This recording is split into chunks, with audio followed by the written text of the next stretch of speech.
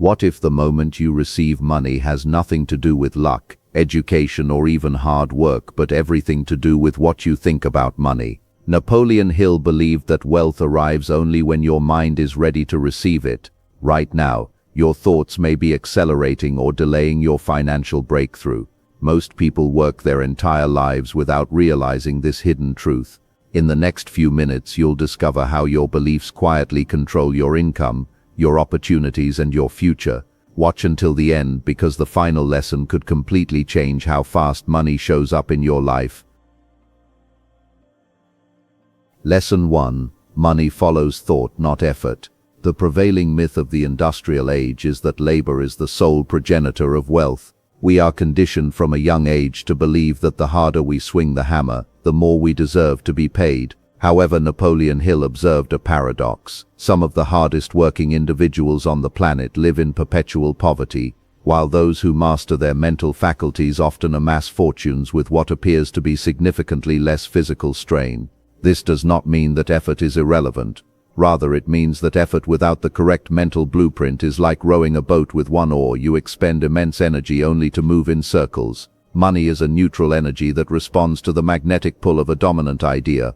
If your dominant thought is one of lack, even 16 hours of daily labor will only produce more evidence of that lack. To truly understand why money follows thought, we must look at the filter of the reticular activating system RAS in the human brain. This neurological gatekeeper prioritizes information based on what we focus on. When a person aligns their thoughts with abundance, their RAS begins to flag wealth-building data that was previously invisible. A casual conversation becomes a potential partnership, a market shift becomes an entry point, and a problem becomes a scalable solution. Effort is the vehicle, but thought is the steering wheel. Without the steering wheel, the vehicle may have a powerful engine, but it will likely end up in a ditch. Hill's core message is that wealth begins with a state of mind, and the sweat of the brow is merely the secondary physical expression of a primary mental conviction. Furthermore, the quality of your thoughts determines the quality of your labor.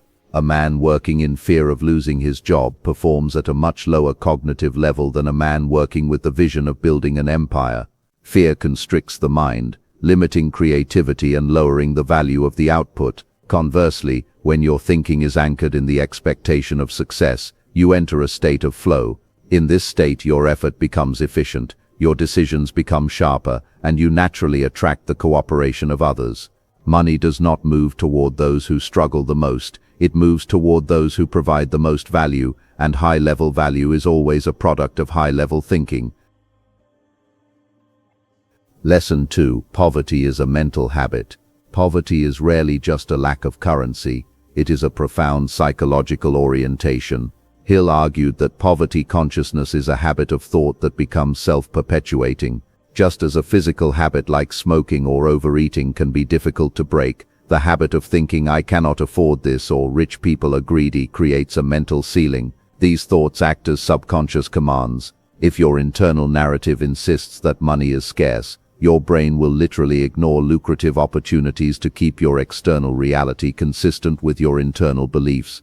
To the subconscious mind, being right about your limitations is more important than being rich, because the subconscious values consistency over comfort. Breaking the habit of poverty requires a radical auditing of one's daily internal monologue. Most people are unaware that they are constantly rehearsing for failure. They wake up thinking about their debts. They spend their day discussing the high cost of living, and they go to sleep worried about the future. This repetition encodes a lack frequency into the subconscious. Hill suggests that wealth is a result of a prosperity consciousness, a deliberate habituated focus on growth and possibility. Just as a garden will grow weeds if left unattended, the mind will default to fear and scarcity if it is not intentionally planted with thoughts of abundance. Changing your financial reality requires you to stop identifying with your current bank balance and start identifying with your potential. This mental habit also manifests in how we perceive risk and reward. Those with a poverty mindset see only the risk, what they might lose or how they might be embarrassed. Those with a wealth mindset see the reward, the growth, the learning, and the eventual payoff. This is not mere optimism, it is a structural difference in how the mind processes information. When you change the habit of thought, you change your physiological response to challenges. Instead of retreating in the face of a financial hurdle, a mind habituated to abundance seeks a way over, under, or through it. Over time, these tiny shifts in reaction accumulate into a completely different life trajectory.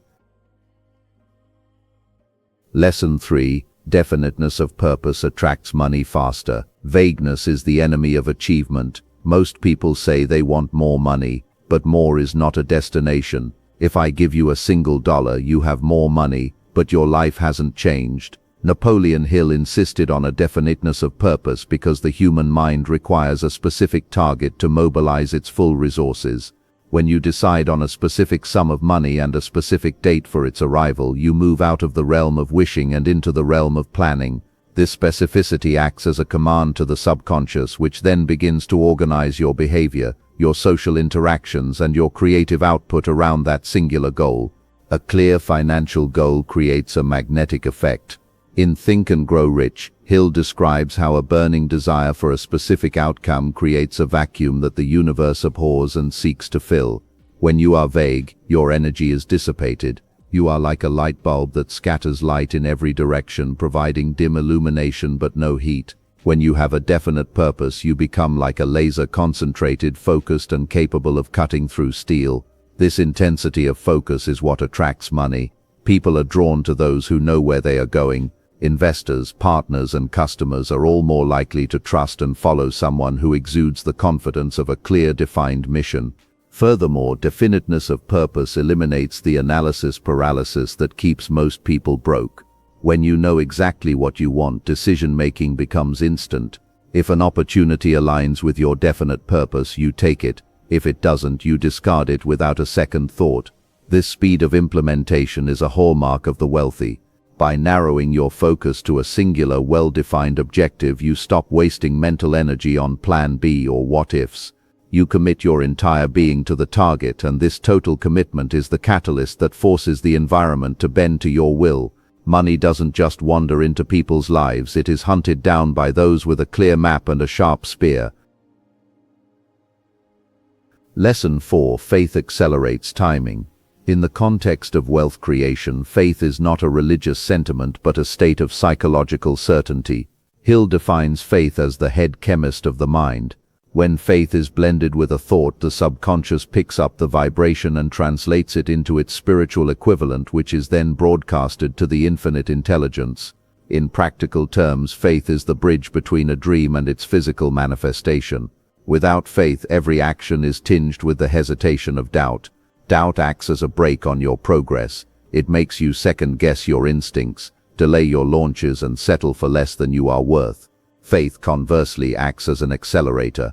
When you have the faith that your financial goal is already yours in spirit, your timing changes. You stop waiting for the right time and realize that the time is always right for the person who believes. This certainty allows you to act with a level of boldness that others find intimidating or reckless. However, it is this very boldness that often creates the lucky breaks that seem to favor the successful. Faith shortens the time lag between thought and thing because it removes the internal friction of fear. A person acting in faith moves with a fluidity and speed that someone acting in doubt can never replicate. You don't have to see the whole staircase to take the first step. Faith provides the light for that step and the confidence that the next one will be there.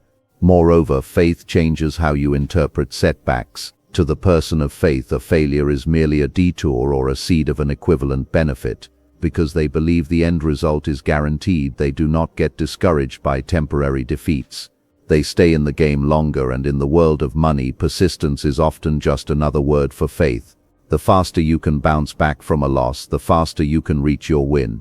Doubt is a slow, agonizing process of attrition. Faith is a rapid, high-vibration state that collapses the time required for success. By choosing to believe in your inevitable wealth, you literally pull the future into the present. Lesson 5. Your subconscious sets the clock. The subconscious mind is the engine room of your reality, and it operates on a different sense of time than the conscious mind. While your conscious mind wants the money now, your subconscious mind will only deliver it once it is fully programmed to accept it. Hill explained that the subconscious is a total servant. It does not argue or judge, it simply executes the instructions it is given. If you feed it a steady diet of anxiety, scarcity, and not enough, It sets the clock to never. It creates a reality where bills always outpace income and opportunities always arrive too late. To change the timing of your wealth, you must change the programming of your subconscious. The subconscious acts as a governor on an engine, regulating the speed of your life based on your self-image. If you subconsciously believe you are a $50,000 a year person, the subconscious will sabotage any opportunity that would lead to $500,000 to keep you safe in your known identity. It will make you forget appointments, mistype emails, or get sick at crucial moments. However, when you use tools like autosuggestion, visualization, and emotionalized thought to convince the subconscious that you are a person of high net worth, it begins to set the clock for success. It starts to align your habits, your energy levels, and your intuition with the vibration of abundance. Expectancy is the key to setting the subconscious clock. When you live in a state of expectant abundance, you are signaling to the deeper parts of your mind that wealth is the natural order of your life. This shifts your behavior from seeking to receiving. You stop chasing money and start attracting it because your subconscious is no longer blocking the path. The doors that were once locked begin to open, not because the world changed, but because your internal governor allowed you to see and walk through them. Your subconscious mind is the ultimate timekeeper of your destiny. Make sure it is tuned to the frequency of plenty and now, rather than lack and someday. Napoleon Hill's message is clear. Money arrives when your thinking is ready for it. Change your thoughts, and you change your timing. Wealth is not chasing you, it's waiting for you to align. Start today by choosing better thoughts about money, and watch how fast your life begins to change.